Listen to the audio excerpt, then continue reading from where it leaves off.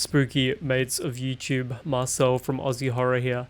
It's been a while since I've done a true crime video, and I've been on a bit of a true crime kick lately. I mean, I think all of us fans of true crime, it never really leaves us, you know what I mean? We're always sort of in the realm, so to speak. Today's video is going to be about a case here in Australia, in my state of Victoria, that occurred a couple of years ago. Well, it was discovered a couple of years ago, and it hit the headlines here in Australia. I don't know about elsewhere in the world. From what I can see online, it wasn't a massive story anywhere outside of Australia. So I thought I would record my own video about the subject today. I've got some photos here, nothing too grisly, but this is going to get a content warning. So before you get into the video, just be aware that this is pretty graphic, and I'm going to do my best to be as respectful as possible for all involved. So this is the story of a woman in Geelong that was found sleeping next to the deceased and rotting body of her brother.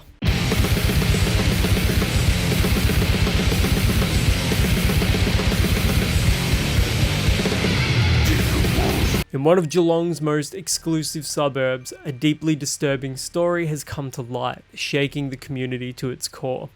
In December of 2022, authorities uncovered the skeletal remains of a man in a home in Newton, a discovery made after the man's sister was arrested on unrelated charges.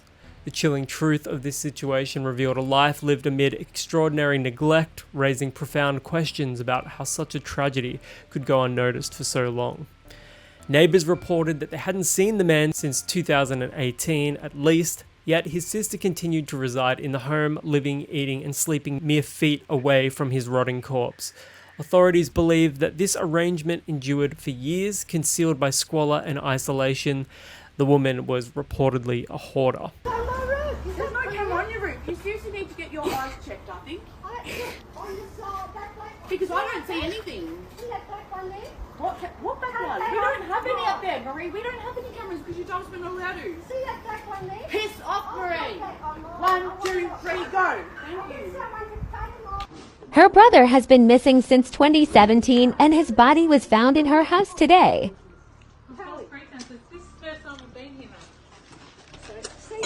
It's all right. The lady next door. And look, this is her car. She wants to do it. The woman, reportedly battling severe mental health issues and compulsive hoarding, turned the house into an uninhabitable nightmare where every corner was piled high with garbage, human waste, and even the decaying bodies of animals such as rats and possums. Described by locals as a house of horrors, the property's appalling condition effectively masked the smell of decomposition because of how much rubbish, garbage, and refuse there was scattered around the house. When police finally entered the residence clad in hazmat suits, the full extent of the horror was exposed. According to Nicole Stratton, a neighbour who witnessed the scene, it was a bloody skeleton they removed, not a body. Stratton, like many in the community, was horrified by the grotesque reality hidden behind the walls of a seemingly ordinary home. Imagine having dinner every night with a rotten corpse, another neighbour remarked in disbelief. It's vile.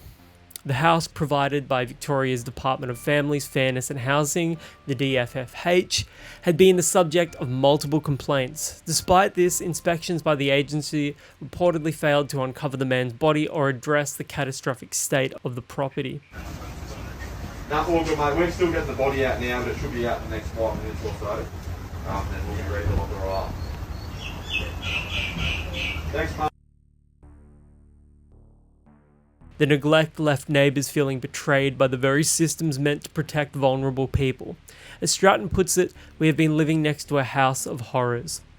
A spokesperson for the DFFH called the case a tragic incident, while a long-time Newton resident expressed frustration at the systemic failures that allowed such a situation to escalate. A lot of people have been let down by the system here, they said. I don't know how this has happened. The sheer scale of the squalor shocked those who entered the property, with reports of human feces on the floors and rubbish stacked from floor to ceiling. Such extreme living conditions beg the question, how could this go unnoticed for so long? How did the system fail both the deceased man and his sister, who was clearly in desperate need of help? As the coroner continues to investigate the cause of the man's death, the community grapples with the haunting aftermath of these events. The woman was released without charge last year, but the story has left an indelible mark on the neighborhood. Beyond the personal tragedy, the case serves as a stark reminder of the cracks in the system and the dire consequences of overlooking those in need.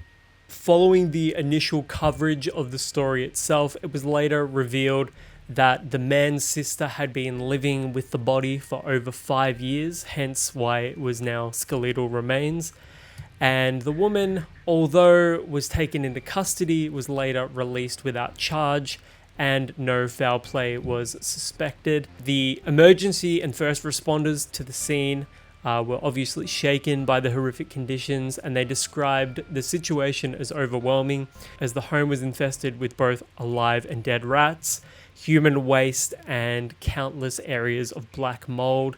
It even went so far as the Victorian Department of Families, Fairness and Housing facing criticism after it was revealed numerous concerns about the property had been raised with authorities previously over the course of several years.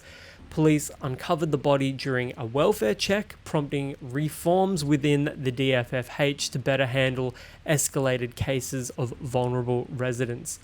Opposition figures in Australian politics have since raised concerns over systemic workloads and potential oversights in monitoring at-risk individuals in these situations. Obviously, it goes without saying that this is a grim case, and everyone involved in this situation has been neglected by one department or the other. I believe in my research of this, the man's death was reported as natural causes. After all, the woman was in her 70s at the time this case occurred, and the brother was in his 70s as well. So given the age of both the individuals involved in this case in particular, both the deceased man and the sister, they were getting on in years, and I think perhaps in these cases of hoarding, it gets to a point where the problem becomes so vast and so great that they start to act a little bit delusional and as though there is no issue whatsoever.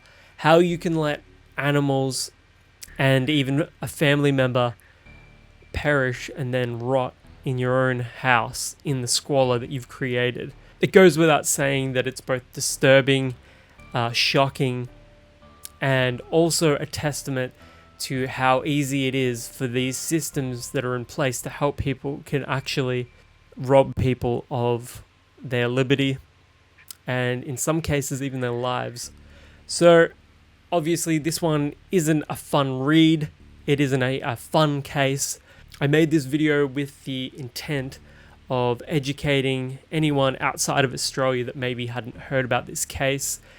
It's shocking, it's disturbing, it's difficult not to sensationalize something like this. So rather than joke around with it, I thought I would be rather serious and straightforward with the details. There's not really any jokes you can make in this kind of situation. It's tragic, and that's pretty much the extent of it. So if you want to see more videos covering these dark, grim Australian stories that maybe you haven't heard outside of this bubble we live in here in Australia, let me know if this sort of content is to your liking, and I will share some more that I'm aware of. So with that all being said, my name is Marcel from Aussie Horror, and thank you for watching.